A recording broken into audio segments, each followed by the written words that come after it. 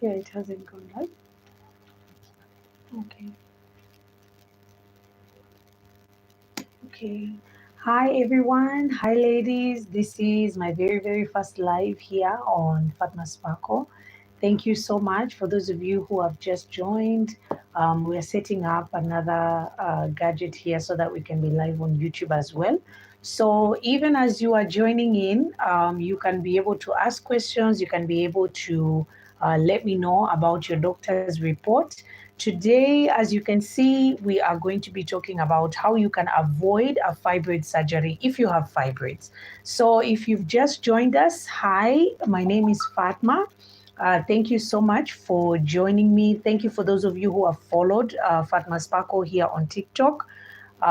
So on Fatma Sparkle, I always want to share information about fibroids, about PCOS, about infertility, hormonal imbalance, thyroid issues, any issues that actually affect us women, because these issues are very important to discuss. And also, there is a lot of misinformation surrounding these issues. So most people don't usually know what's really going on with their bodies when they get certain symptoms. So today we are specifically focusing on fibroids, but that does not mean that we are not going to be talking about other topics. So if you followed Fatma Sparkle, just understand I'm going to be sharing even more on PCOS and all these other conditions that I've talked about. I wanted to specifically dedicate this very first live to all of you who have fibroids, because we are like fibroid sisters, I guess. But it's because we are all fibroid survivors, fibroid fighters. And I'm going to share a little bit about what I went through when I had fibroids. So if you have just followed the platform, I'm sure you've checked out a video too that has explained to you that I am also a fibroid survivor. So here's the thing. I was diagnosed with fibroids many years ago, around 16, 17 years ago. I was diagnosed with fibroids, and it was one tiny fibroid, which was the size of a pea, a garden pea. And I remember specifically being told that by the doctor. My symptoms, I didn't have any symptoms, no pain. My period was just normal. I had absolutely no symptoms. And at that time, I was 20 going 21. And also, when I went in to be diagnosed with fibroids, I was just told that because I have no symptoms, which is what they call an asymptomatic fibroid, I was just advised to continue living my life. And then I was just told, like, keep on living your life, nothing much is going to happen, the fibroids might disappear. Unfortunately, the fibroids did not disappear, and I'm going to get into that also a little bit in the conversation. And I ended up, my fibroids ended up growing bigger and also increasing in number. So I went from one tiny fibroid the size of a pea, then I went to three fibroids, then five, then seven, then I remember there were 11, then 12, and eventually I had 23 fibroids. So when they were removed, there were actually 23 fibroids that were really large. 15 centimeters, 18 centimeters, really big. And the fibroids were that heavy, it felt like a 9-month pregnancy actually. And it was equivalent of a 9-month pregnancy as per the doctor's reports. So it really distended my stomach, especially the lower tummy. But I say this to share with all of you so that you understand that whenever I talk about fibroids, it's from a personal point of view. And because I had them when I was 20 going 21, I had so many years of experience in this, about like 15 years of just me experiencing fibroids, going to one doctor to another and just trying to get treatment, misinformation, myths, stigma from the public, and so much. So it's something that I don't want other women to go through. And so that is why I wanted to share just that part of my own journey. Okay, so I don't know if we are live on YouTube as well. And welcome to all of you who are now joining us on YouTube. This is going to be a really good conversation on how you can be able to avoid a fibroid surgery. Okay, so this is important because, as I mentioned, I had fibroids. It was one tiny fibroid, and then eventually there were too many. And I kept on being told so many times by so many doctors, we cannot remove the fibroids without removing your uterus. And I remember saying no every single time because I felt like it was not fair. I started with one tiny fibroid, and then they kept on saying, "You're okay." And then I go to a place where the fibroids are too big, and now they were saying, "You're not okay." They were panicking. We have to remove everything. And to be honest, I had to fight for myself and say, I'm not going to go through that, because I came to you when I had the problem and you assured me I would be okay, and now I'm not. So I don't think I'm going to go with that decision, because it doesn't give me the confidence that I'm also going to be okay with that decision. So that's just my opinion. And I know there's some of you who have probably gone through procedures. You've probably gone through, treatment for fibroids. It's all okay, because you are trying your best to take care of yourself. Nobody's going to judge you for whatever decision you've made. This is a personal journey, and some people who have never gone through it will never be able to understand. So I want you to take heart. Okay? So let's begin the conversation. How can you be able to avoid a fibroid surgery if you have fibroids? So this is important. First of all, what are fibroids? Fibroids are tumors. They are benign tumors. When we say the word benign, we just mean they are non-cancerous tumors, because sometimes when you hear the word tumor, you think of cancer. But for fibroids, they are non-cancerous. The thing is that they actually grow either on the uterus, meaning outward of the uterus, or inside the uterus, in the uterine cavity, where if you were pregnant and a baby was growing, that's the area it would take. And also within the walls of the uterus, which is the intramural fibroid. So a fibroid is benign, but it still is going to cause a lot of problems to women. Sometimes you might experience pain. You might experience painful periods. You might experience heavy periods. You might experience clots in your period. You might experience a feeling of fullness and bloating, like as if there's something sitting on your pelvic area. And it's very uncomfortable. You might experience constipation. You might experience acne. There are some women who have told me that their acne is really, really bad because of fibroids.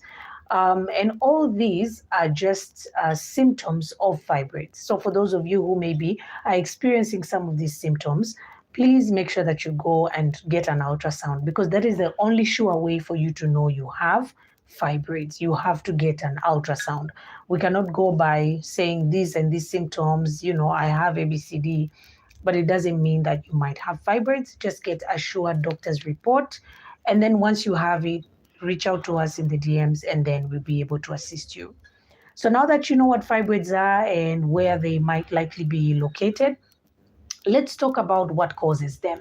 So this is a very big debate, because so many women have been told continuously when they go into hospital, we don't know what causes fibroids. So many women have been told that. But as someone who has gone through fibroids, and the fact that there are so many women who have gone through fibroids, I've understood that fibroids are actually caused by high levels of estrogen. Okay, so estrogen is a hormone, and it is a hormone that is described as the female hormone. It is the more dominant hormone in women.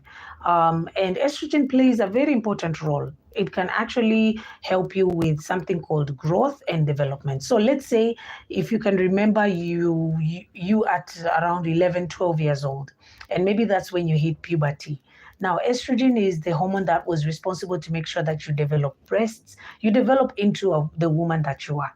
You also get your menses, and you start your menses, and you keep having your menses until you get to menopause. So estrogen is a very important hormone.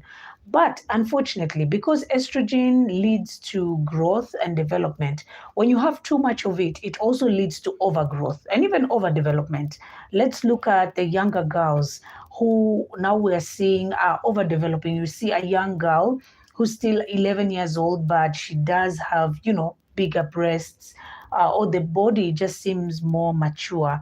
And that's mainly because they're already producing a lot of estrogen or exposed to external estrogen, such that their bodies are overdeveloping faster than what they should, for their age.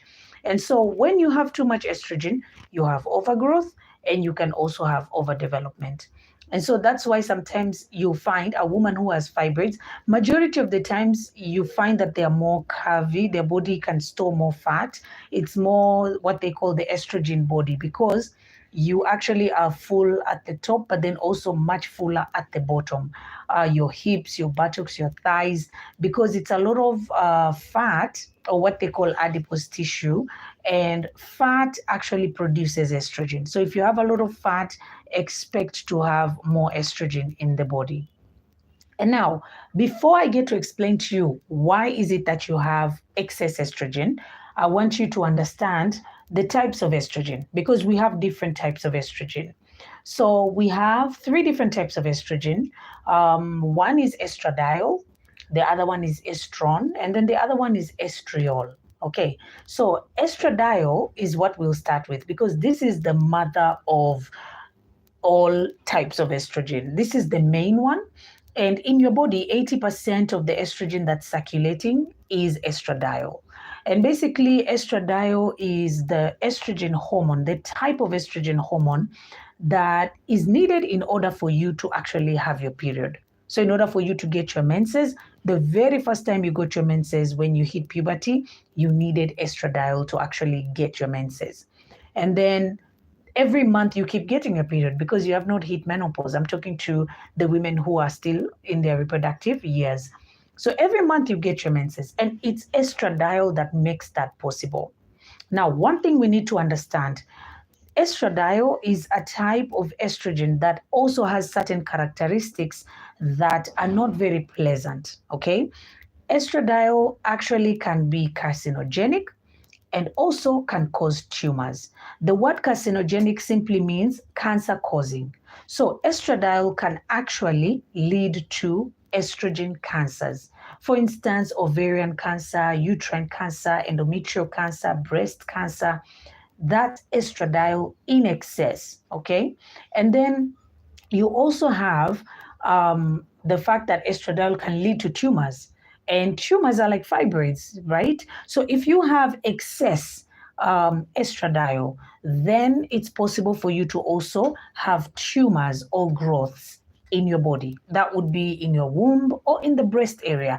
Areas that actually have more estrogen are like your womb, your uterus, and also the breast. That's why you find that the growths actually happen in the uterus and also the breast area. Okay, so estradiol as a hormone is the type of estrogen that we are going to have from the time we hit puberty all the way to perimenopause, when we are about to hit menopause, because this is the type of estrogen that's supporting us to have our period every month. Okay, and because you are a healthy woman who's experiencing menstruation every month, you are exposed to estradiol every single month until you get to menopause.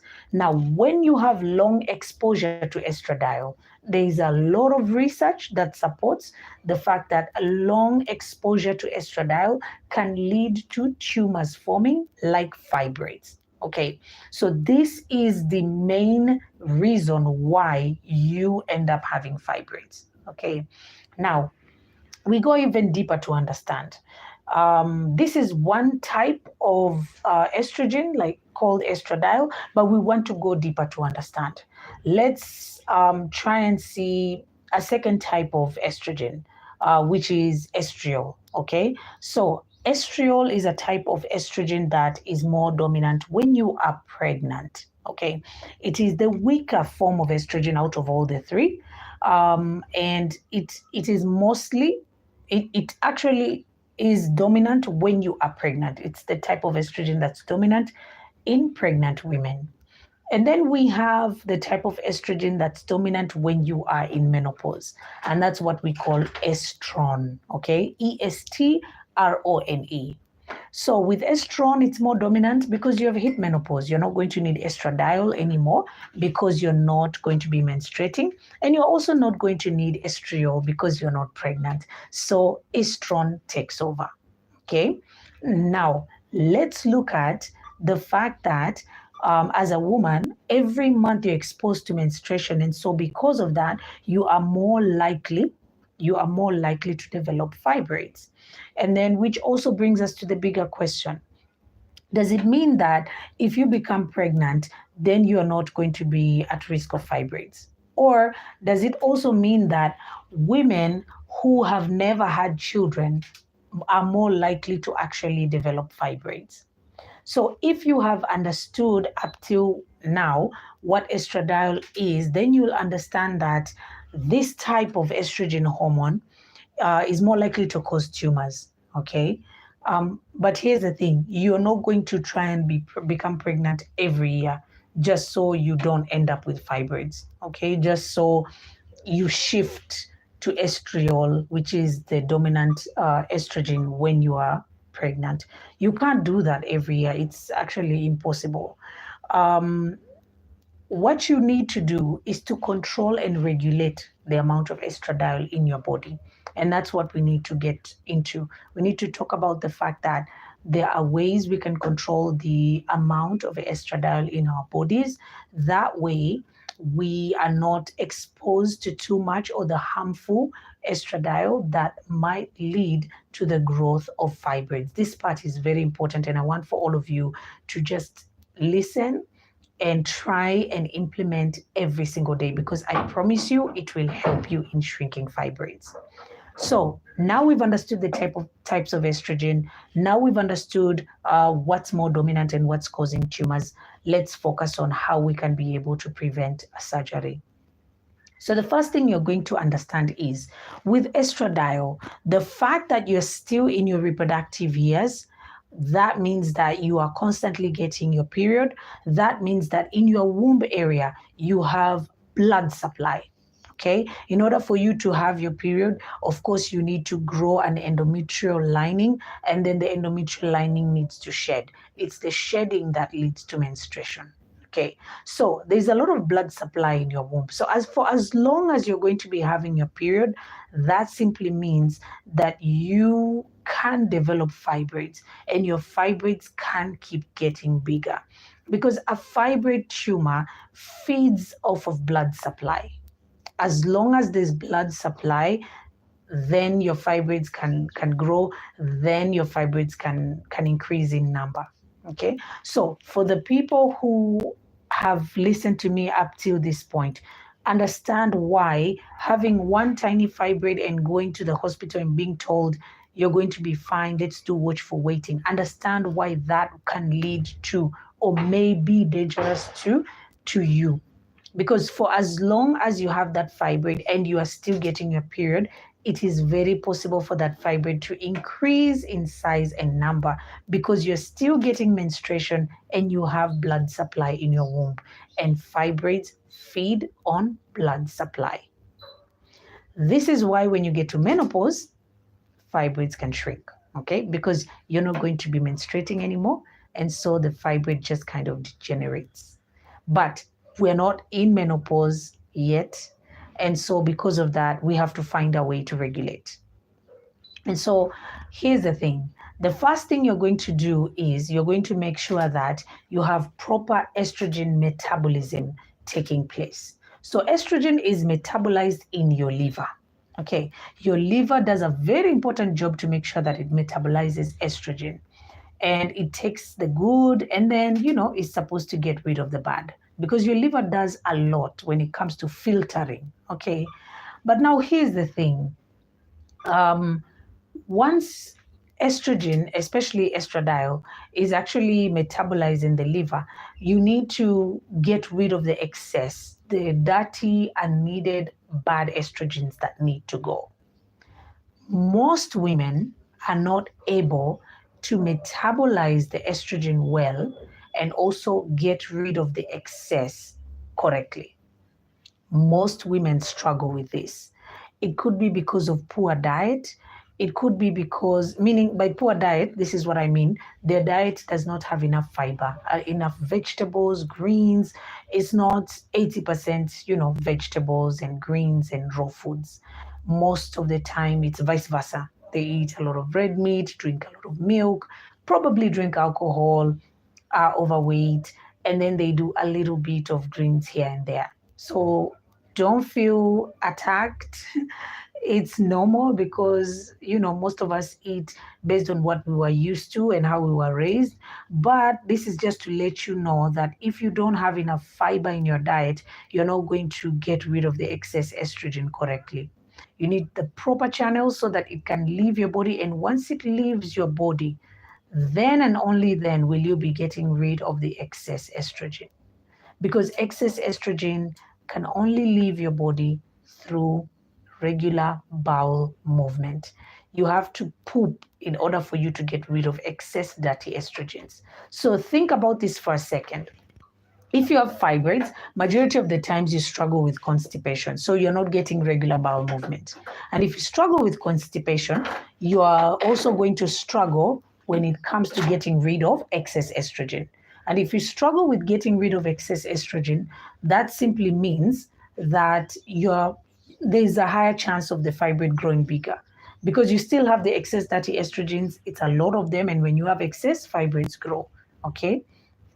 So the first step would be for you to make sure that you metabolize it correctly and get rid of the excess correctly.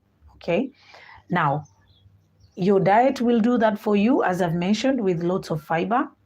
Second thing that's going to help you is also making sure that you bring in a lot of physical activity in your body, because that's going to help with movement and motion. It's going to ease digestion and make sure that you also have regular bowel movement. So, for instance, if you're the type of person that doesn't want to try out anything to do with physical activity, exercise, you can actually try something from home. This is very simple. You can go on YouTube, find some videos. If you don't have any videos, it's okay. Just go to the YouTube channel, WellnessKE. Very many videos there. You can be able to try out an exercise or two while you're at home, a stretch or two while you're at home, and it can be able to help you. So apart from this, right, it's also very important for you to support your liver. As I mentioned, estrogen is metabolized in the liver. So you need a liver that is healthy and strong enough so that it can do the metabolism very well. Okay. And you can be able to, in a very simple way, support your liver by starting your day drinking warm water with lemon. This is the simplest, easiest. If you want to take it further, add pink Himalayan salt, a pinch of it. If you want to take it further, add apple cider vinegar. Okay. This is going to help you in supporting your liver. I know, because when I had fibroids, on the days that I would drink milk, I had the worst period. I had the worst pain and serious inflammation that would pain me, the stomach, the back, the leg, including my navel, the belly button. I used to feel so much pain there because I'm from drinking milk. Okay. And then when I would drink warm water with lemon, everything would change. And if I added apple cider vinegar, everything would change. Actually, I don't have the pain anymore. I don't have the water retention. My stomach is not swollen. And then I'm either belching or I'm passing gas. I'm not bloated. And then the best thing would happen, I would have regular bowel movement. So that means that if I've woken up today, maybe at 7 a.m., by 7:10, I already have bowel movement. The next day, around the same time, same thing happens. Okay. This is just a good way for you to support your liver and make sure that you give it a daily detox. It will be gentle, but it will still work. Lemons are very powerful. So that's, something that you should do is to add that to your diet to help you so that your fibroids don't keep growing and they don't increase in number as well. Okay. So please, please, please do not, don't take this information for granted and think that it's just basic. I've done it. I used to do it and I saw the changes when I would do it. Please, please, please, I'm begging you to start today. Start your day with warm water with lemon. If you have pink Himalayan salt, add there a pinch. And if you have apple cider vinegar, do a little bit of apple cider and keep drinking that, fasting in the morning to help and support your liver. Then something else that's going to help you in making sure that you get rid of excess dirty estrogens is to start taking cruciferous vegetables. This is mainly because of something known as indole-3-carbinol. And indole-3-carbinol basically is what is contained in cruciferous vegetables. Cruciferous vegetables are like broccoli, cauliflower, cabbage, Brussels sprouts. All these are cruciferous vegetables, and they are very powerful in getting rid of excess dirty estrogens. Their work is to get rid of excess dirty estrogens so that you don't have to your body does not have to carry so much toxic excess dirty estrogen. And it's the toxic excess dirty estrogen that will make these fibroids keep getting bigger and increasing in size. Now, the goal is for you to shrink the fibroids so that you don't end up having surgery. Okay. And if you start taking cruciferous vegetables, you're going to notice a difference because indole 3 carbinol actually takes up, it goes and binds up all the dirty estrogens, takes them up all throughout and gets rid of them. So that's what you want in your body. So this is point number 3. Add more broccoli, cauliflower, and cabbage to your diet because it's going to help you in regulating your bowel movement and getting rid of excess dirty estrogens. So be very careful. You can do a gentle steam when you're cooking them. It can be steamed. And if you do fried, make sure your oil is clean, and it's organic. And if you don't know where to get natural, clean, organic oil, please let me know. We actually have all the pure coconut oil. We have the peanut oil. We have sesame seed oil. All these you are able to add to your as you're cooking your broccoli and cauliflower and cabbage. This is actually going to be a big part of you healing and shrinking your fibroids. I have to add, there's a lady, one of our clients who, by the way, she only used green tea and would follow the instructions about the broccoli and cauliflower, and she just sent me a message last year that her fibroids have disappeared.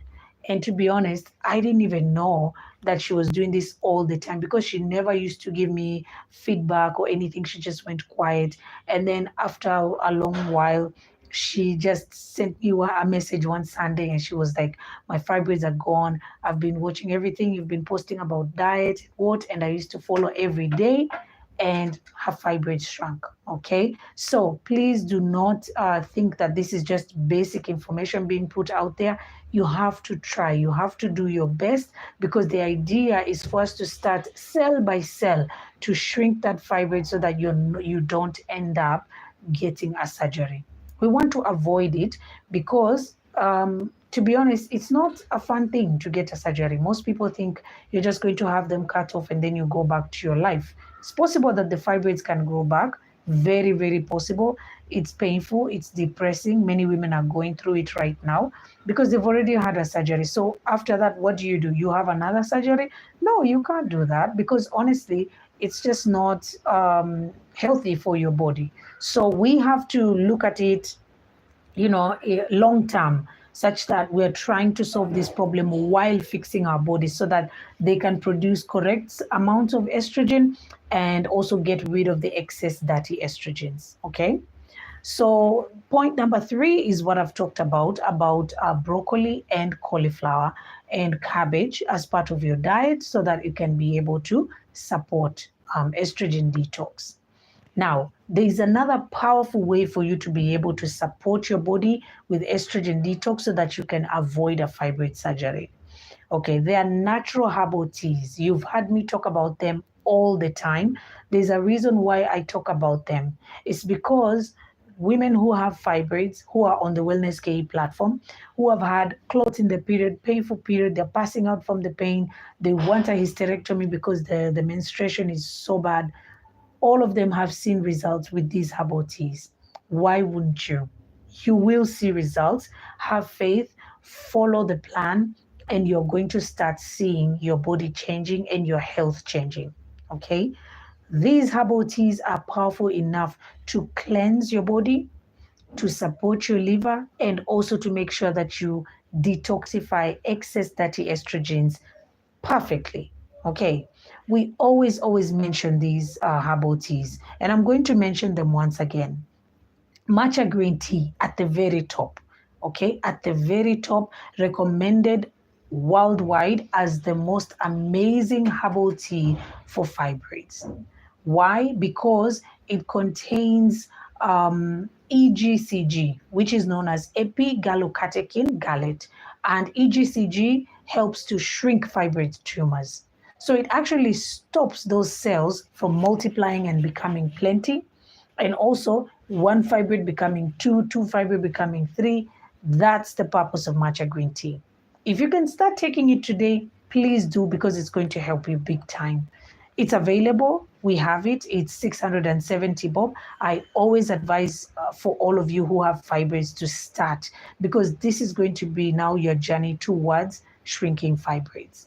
And then we have lacadong tea, which is a type of turmeric. It's not the normal one that you cook with, but it's specifically supposed to stop inflammation. Because when you have fibroids, your womb is inflamed. And when you are inflamed, if you can be able to touch your abdomen and let go, you find that there's pain. And that pain can go all the way to your back, to your legs. And this is what leads to, even further, leads to blocked fallopian tubes when you're trying to become pregnant. It's the inflammation. So Lacadone is going to help you in making sure that you get rid of all that inflammation, such that even when you touch your abdomen, you touch your stomach, you feel no pain, nothing, and there's no discomfort. That's very important. And let's not forget, inflammation can cause disease. Inflammation is the onset of a disease. So if there's a disease that's supposed to happen in your womb, like fibroids, like ovarian cancer, or like infertility and blocked fallopian tubes, or like an infection, normally it starts with inflammation, then it leads to the illness. So you want to get rid of the inflammation so it does not lead to illness. And also Lacadong tea does that perfectly. It's actually the most powerful anti-inflammatory tea in the entire world, this Lacadong tea. So you have to start taking it. The price is 499. We always advise that you start using it because it's amazing for your health. Okay. Then we have another tea called Ceylon tea. This is amazing for balancing blood sugar, because when you have fibroids, you also have high blood sugar and insulin resistance.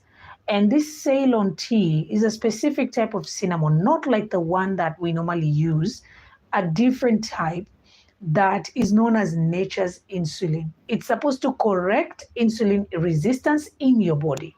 Okay.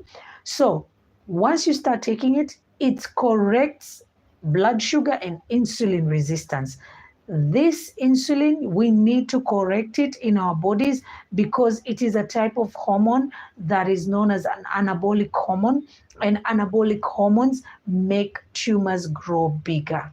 So if you have insulin resistance and high blood sugar, expect fibroids to occur, expect fibroids to grow bigger. Most of the time when we talk about fibroids, we only think about estrogen. We forget about sugar and we forget about insulin. This is very important. Okay. The Ceylon tea is 850 bob.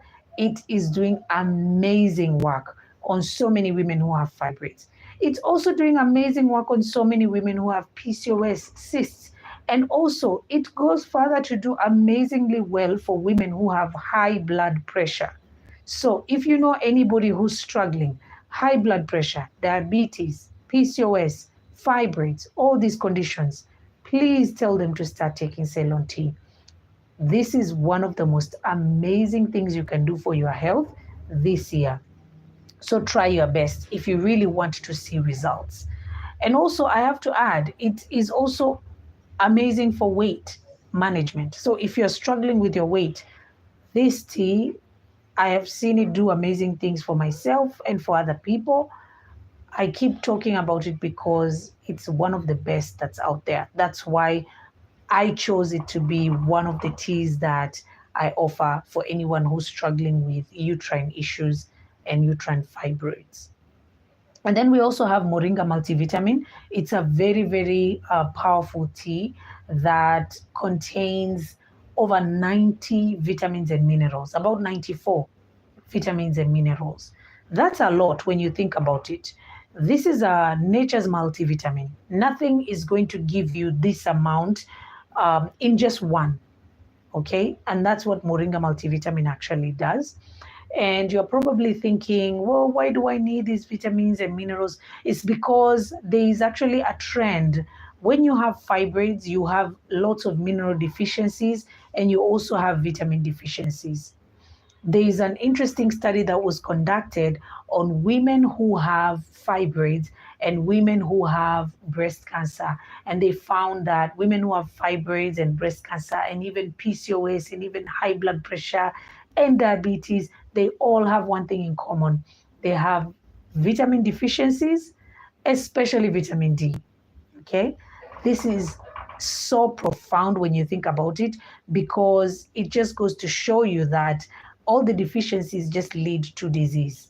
And so Moringa multivitamin is there to make sure that you are able to get the most amount of vitamins and minerals in your body. So please do not ignore it. Okay, now I'll go to the next tea that's also amazing, and it is the red hibiscus tea. Okay, this is supposed to be replacing the bad estrogen with good estrogen, because there's also a way for you to actually now do an exchange. Like if your body has excess dirty estrogens, you can get rid of those by bringing in healthy, good estrogen. Okay, and so this comes from phytoestrogens, which are foods that have plant estrogen. Red hibiscus is one of them. Flaxseed is also another that we have. And also flaxseed oil is another pure organic flaxseed oil that we have. And these are some of the organic natural products that can be able to help you also when you are trying to balance estrogen in your body. Okay, so moringa multivitamin, red hibiscus, all amazing as well. We also have a detox cleanse, which is neem detox cleanse. It is perfect for purification of blood, and also it is perfect for any kind of constant infections, because I've noticed that when you have fibroids, you constantly have either a bacterial infection or something has happened and you are very, very sick. Your immunity also lowers so much. And that's something I went through. I used to go into hospital once every month. Then I go to a place where I would go into hospital twice a month. It was just getting worse because my immunity was that low. And so the neem detox cleanse, it is a little bit bitter, to be honest, but you drink it just as like you're drinking medicine. You just take it as a potion and just drink it. And it works really, really quickly and really well. And so it helps you in cleansing and detoxifying. It's one of the best. The price is 540. I really love it. We love it, just as you know, my husband and I, we take the neem tea as a way to just cleanse our body, just every now and then, to prevent any kind of issues. Yeah, so this is a really good one. We also have our fibroids tea. That's a very, very important tea that I wanted to bring up. The fibroids tea, to be honest, it's a type of tea that it's powerful for shrinking fibroids. Whenever any of the ladies actually buy the fibroids tea, I always tell them you have to be very intentional about taking the tea, because you actually boil the tea, a liter of it, and then you split it 500 ml, 500 ml. So you drink 500 ml in the morning and 500 ml in the evening. This tea goes even further to help you if you have fibroids and fertility struggles. If you have fibroids and you have blocked fallopian tubes, it also goes further to help you, but it specifically is meant to help you in shrinking fibroids. Okay, out of all of the teas I've mentioned, this is the one that is of on the higher side price wise, which is 10,000 bob. But I always tell women, like, if you really want to try something and you want to help yourself when it comes to shrinking the fibroids, then you know best what's going to be okay for you and your pocket. You know, that's why I've put different options there. Reason why I've put different options is because I know when I was very sick, I wanted to be helped. I wanted solutions. And at some point, I was desperate. Anybody would have taken any amount of money from me. I remember I bought some herbal products that were about 26,000. It's just a small box. I don't know what was inside there. I was willing to try. And then the lady lied to me and told me when I'm taking the herbs, I drink a lot of milk and I avoid avocados. And she gave me the worst advice. And to be honest, it wasn't really herbs, it was just some powdery stuff that I don't know where it was from. I just trusted her, but unfortunately, it didn't really do much for me, you know. Um, and so that's why I know and I understand the pain of trying to find a solution and people telling you this is going to work, this is going to work, because they haven't gone through it, so they don't know about the sleepless nights, they don't know about the pain, they don't know about the depression, they also don't know about the stigma, they also don't know about how it feels when you know that you wake up another day and instead of you just being grateful for being alive, you just think, oh, this problem is still here with me, you know. How am I dealing with this? I don't have the energy to deal with this anymore. They don't know about dreading having your menses because you don't know how they'll be this time. Am I going to pass out from the pain? Am I going to be anemic just because I've lost so much blood? It's just like Russian roulette. You don't know what's going to happen. With fibroids, it's constantly stressful. And if this is something that you know that you've gone through, please let me know. Like you can comment, you can, let me know if you've been going through these. And if you are, I'll tell you to just start step by step. So I have to add something else. There are some very, very powerful oils that are currently helping women, and one of them is known as the womb cleanse oil, and I recommend it to women because I've seen it work on different women who are different age groups. You know, sometimes like certain issues are more likely to happen when you are either late 30s, early 40s, and for other women it's earlier, early 20s. But this is just the womb cleanse oil is amazing for any age group as long as you have fibroids, you have cysts, you have anything to do with uh, womb related issues. This is a perfect oil. And it helps in balancing your estrogen, balancing your blood sugar, cleansing, and so much more. And that's also available. And we also have another oil that's called an overboost oil. And this helps in the production or secretion of healthy levels of estrogen as well. I keep mentioning these because they are helpful. And whenever you start using them, you start noticing the difference. I hope I'll get the chance to share the testimonies that have come from last week from the ladies who bought products the week that has just passed, because they've also shared their testimonies and how they're feeling, and it's such an amazing thing to see, because they have stuck to the plan, and because they've stuck to the plan, they've managed to see results. And that's what I want for you. I want for you to be able to see results.